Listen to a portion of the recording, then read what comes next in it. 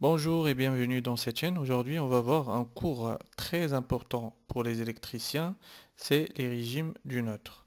Alors, dans ce cours, on va voir l'objectif du régime du neutre dans une installation électrique, les principes de protection en régime TT, TN et IT, savoir calculer les courants de défaut et les tensions de contact.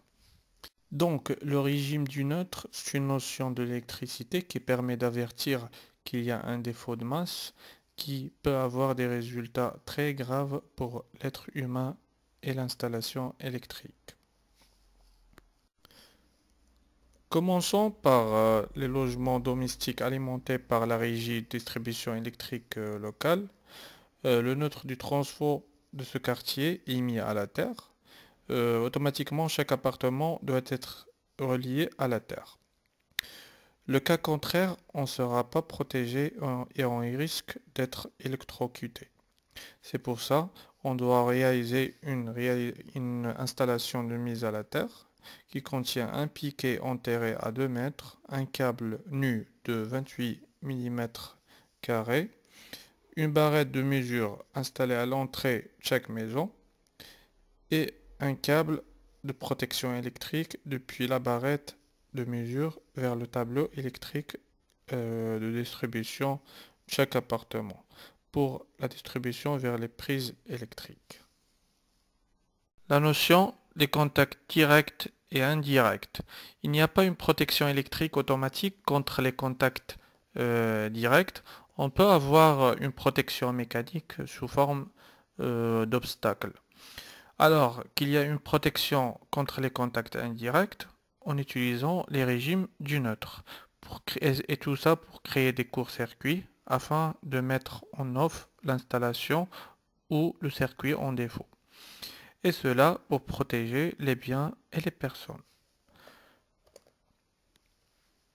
C'est pour ça que la norme NFC 15-100 définit trois régimes de neutre TN, TT, IT, caractérisés par deux lettres.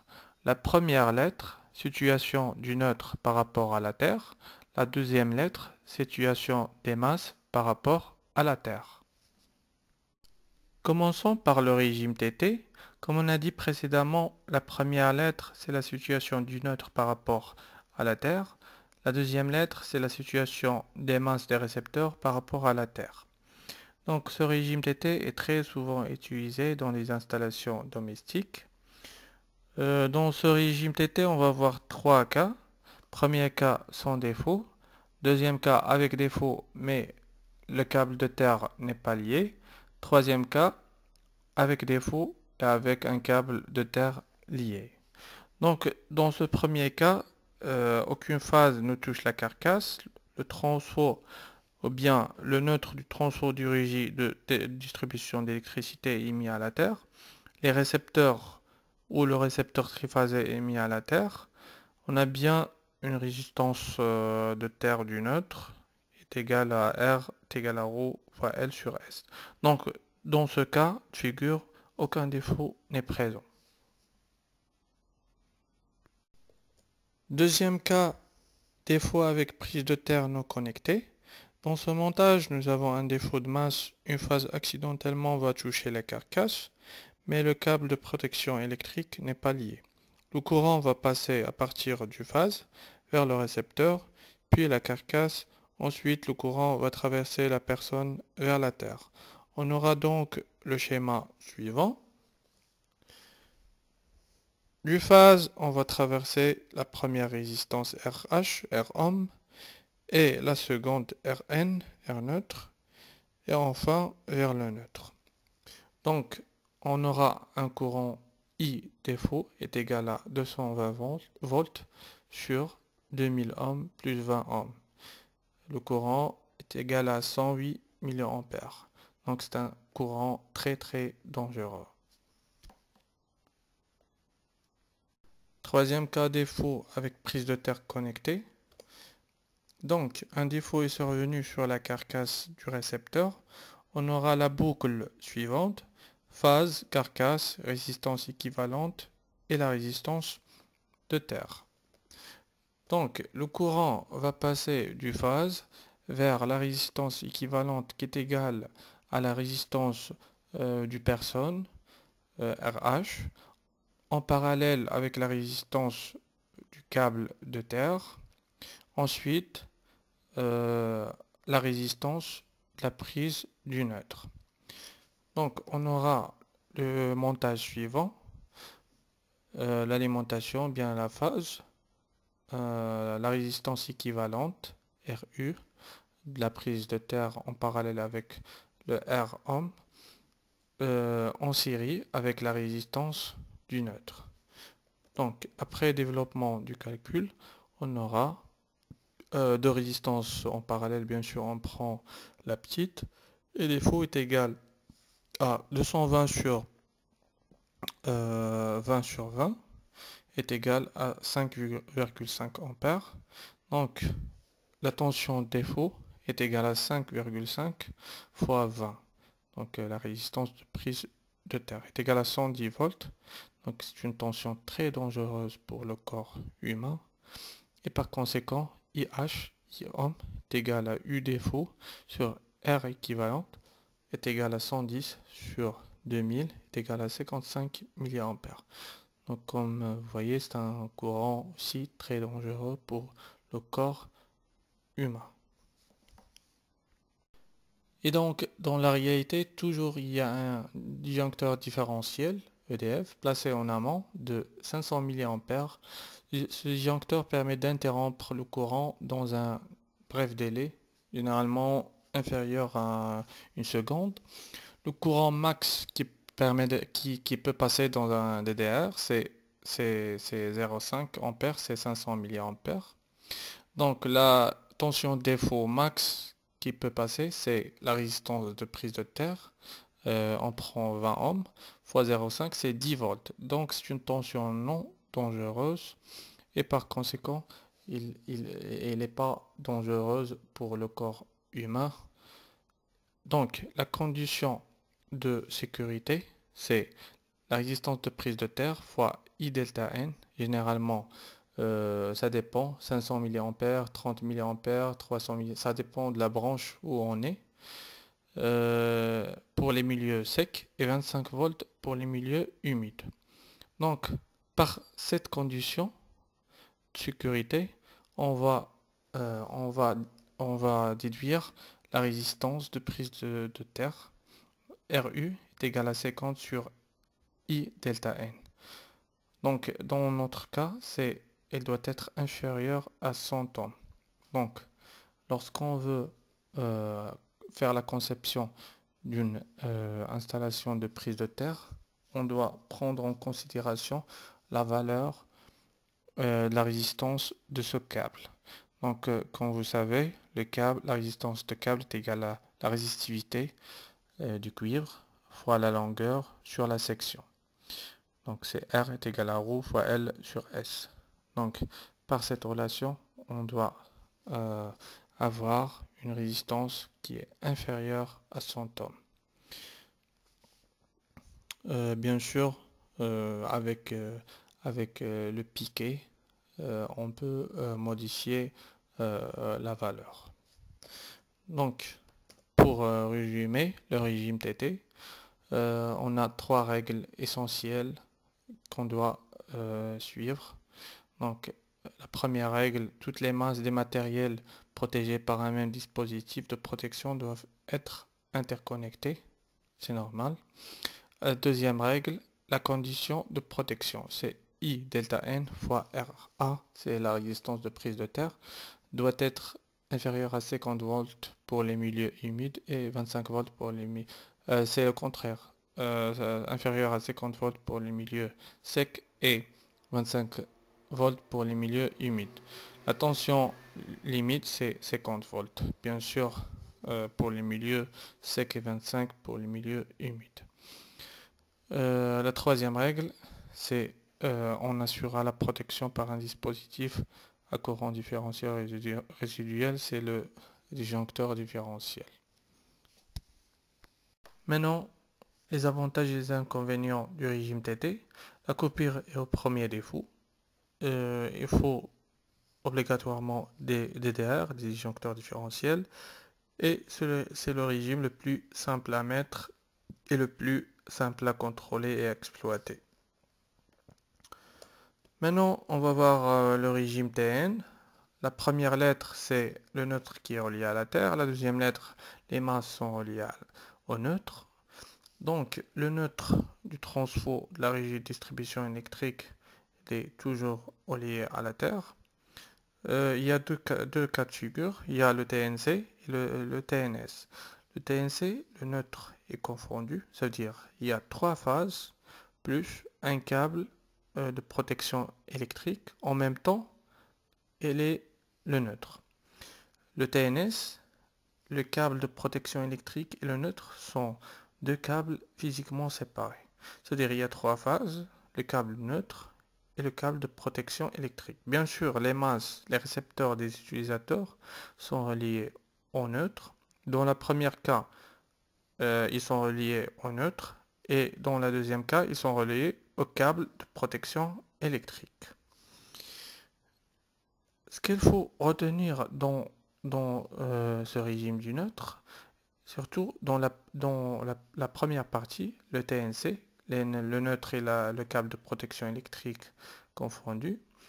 Donc, il est strictement interdit pour les sections de conducteurs inférieurs à 10 mm². Et ça, c'est en cuivre et 16 mm² en aluminium. Donc, il est strictement interdit de mettre ce régime TNC lorsqu'on a une section de câble inférieure à 10 mm en cuivre. Et l'appareil de protection électrique ne doit pas être tétrapolaire, ça veut dire 4 pôles, il doit être tripolaire. Ça veut dire on doit protéger seulement les trois phases. Pourquoi? C'est parce que le neutre, c'est en même temps le câble de protection électrique. Et les masses, ils sont reliés au neutre. Ça veut dire au câble de protection électrique. Donc si on coupe, on fait couper le courant par un disjoncteur tétrapolaire, on n'aura pas la protection électrique. Et par conséquent, on ne sera pas protégé. Donc, il faut retenir ces deux règles par cœur. Il ne faut jamais utiliser le TNC lorsqu'on a des sections inférieures à 10 mm. Et il ne faut jamais faire des appareils tétrapolaires. Il faut surtout faire des appareils tripolaires. Donc la condition de sécurité dans le régime TN, c'est la suivante. Le courant de défaut doit être supérieur au courant magnétique ou bien au courant de fusion. Donc le courant magnétique, c'est le courant de réglage de l'appareil de protection. Le courant de fusion, si on a un fusible comme protection. Aussi, il faut que le temps de déclenchement du disjoncteur soit inférieur au temps marqué sur la courbe de temps disjoncteur. Donc comme vous remarquez, il y a deux parties sur la courbe, une partie inclinée, c'est la partie thermique, et la partie droite, c'est la partie magnétique. Donc là, le disjoncteur, il déclenche instantanément. Donc, cette condition, elle est indispensable pour la sécurité en régime TN. Donc, le courant défaut doit être supérieur au courant magnétique. Donc, si on n'a pas ce courant qui est supérieur, on ne sera pas protégé et la tension de masse, c'est-à-dire la tension de défaut, sera toujours dans le carcasse et on risque d'être électrocuté. Donc, c'est à partir de cette relation qu'on a la relation ou bien la condition de sécurité générale du régime TN. C'est la longueur max de l'installation doit être inférieure à 0,8 fois V, la tension simple, fois la section de phase sur ρ, la résistivité, fois 1 plus M, fois I magnétique, le courant de réglage. Donc M, c'est le rapport entre section de phase et section de conducteur de protection électrique. Donc c'est la condition obligatoire pour pour que le disjoncteur du branche bien général déclenche, il faut respecter cette condition, c'est la longueur max du câble d'installation, c'est-à-dire du récepteur vers le phase, ou bien euh, l'appareil de protection, doit être inférieur à 0,8 fois V fois S phase sur ρ fois 1 sur M fois le courant magnétique. Donc comment on a développé cette condition? C'est par la boucle suivante. I défaut est égal à UAB sur RAB est égal à V fois 0,8 sur RAB. 0,8, pourquoi 0,8? On suppose que la tension a chuté de 20%. Donc RAB est égal à ρ fois L sur S, est égal à ρ fois L fois 1 sur phase plus 1, S phase plus 1 sur S protection électrique. Donc on pose M, d'où AB phase est égal à ρ fois L fois 1 plus M sur S phase. Donc sachant que ID, la condition de sécurité ID est supérieure à I magnétique, donc on déduit la relation générale de protection en régime TN, L max inférieur à 0,8 fois V fois S phase fois sur ρ fois 1 plus M fois I magnétique. Donc c'est à apprendre par cœur. Donc si cette condition de sécurité n'est pas réalisée à cause d'une contrainte, on a trois solutions. Donc il faut augmenter la section des conducteurs ou réaliser des connexions équipotentielles supplémentaires ou d'agir sur le réglage du calibre des relais magnétiques. Donc résumé pour le régime TN. TN il est très économique, il est souvent utilisé dans les installations industrielles. TNC il est coûteux, bien sûr c'est un câble en plus. Il faut mettre le TNS pour les sections inférieures à 10 mm en cuivre et 16 mm en aluminium. Il est très utilisé en industrie bien sûr. Le régime IT est un petit peu différent aux autres régimes. Donc le I, le neutre, il est isolé ou relié à la Terre via une grande impédance. Le T, ça veut dire que les masses sont reliées à la Terre. Donc on remarque la présence d'un nouveau équipement en installation par rapport aux autres régimes. C'est le CPI, le contrôleur permanent d'isolement. Il permet la surveillance permanente d'isolement de l'installation. Donc il contient un avertisseur plus un générateur de tension. Ce générateur de tension, il génère une tension entre le réseau et la résistance de prise de terre. Donc cette tension crée un courant de fuite connu dans la mesure dans la résistance de l'isolement.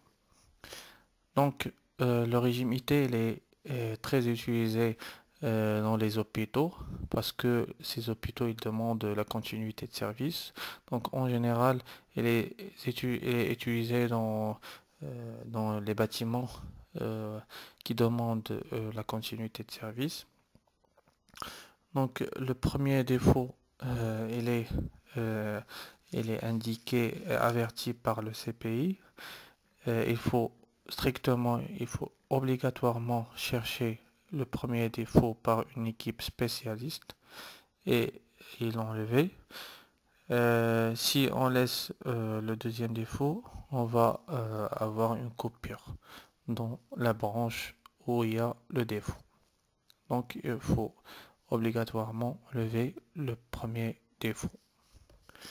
Donc la condition de sécurité dans ce régime, il y a deux cas de figure. Neutre n'est pas distribué et le neutre distribué.